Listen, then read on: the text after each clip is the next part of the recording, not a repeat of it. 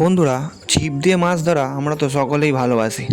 আর আজকের ভিডিওতে আমরা দেখাবো ঘরোয়া ও বাড়ির পুকুরে রুই ও মৃগেল মাছ ধরার সঠিক পদ্ধতিতে চার তৈরি করা ও টোপ তৈরি করা।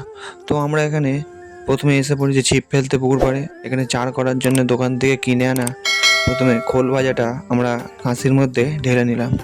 তারপরেই সেই খোল ভাজাটা ভালো করে একটু নেড়ে চেড়ে নিয়ে তার মধ্যে একাঙ্কি ভাজা কিনে এনেছিলাম, সেই একাঙ্কিটা মিশিয়ে নিলাম।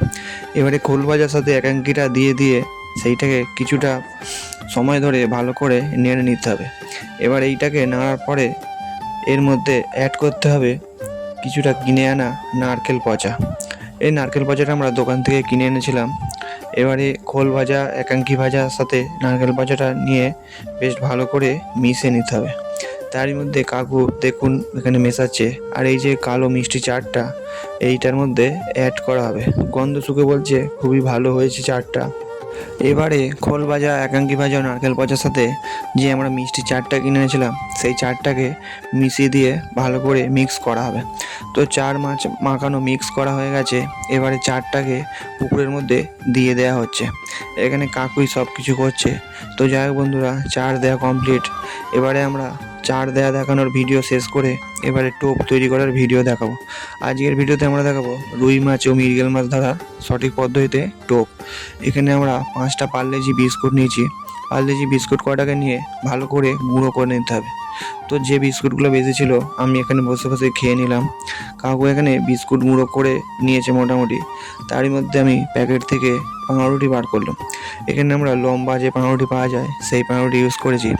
পাউরুটির মধ্যে দুদিকে যে লাল অংশটা আছে সেইটা আমরা বাদ দিয়ে দিয়েছি। তারপরে যে সাদা অংশটা সেইটা নিয়ে এখানে আমরা গুঁড়ো করতে আরম্ভ করেছি। কাকু একা পেরে উঠছে না, তাই আমিও হাত লাগালাম পাউরুটি গুঁড়ো করার জন্য। তো যাই হোক, পাউরুটি আমরা দুজন মিলে গুঁড়ো করতে লাগলাম। পাউরুটি মোটামুটি গুঁড়ো করা হয়ে গেছে। এবারে পাউরুটি আর বিস্কুটের মধ্যে আমরা কিছুটা পরিমাণ চিঁড়ে ভিজিয়ে রেখেছিলাম সেইটা এখানে দিয়ে দেবো।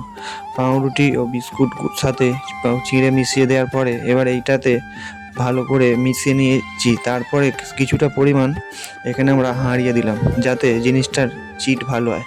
তারপরে আমরা কিছুটা পরিমাণ ঝর্ণা ঘি এর মধ্যে দিয়ে দিলাম সেন্ট হওয়ার জন্য।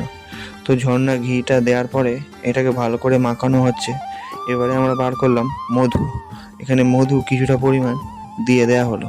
তো সব কিছু দিয়ে দেওয়ার পরে বন্ধুরা এখানে জিনিসটাকে ভালো করে মিশিয়ে নিতে হবে। এবারে এই টোপটা আমাদের তৈরি। এবারে এই টোপটা ফেলার জন্যে আমাদেরকে একটু পিঁমড়ের ডিম ইউজ করতে হবে, আর অথবা তুমি নারকেল পচার মধ্যে ডুবিয়ে এই টোপটা ফেলতে পারো। তো যাই হোক বন্ধুরা, এখানে আমাদের টোপ ফেলা হয়ে গেছে।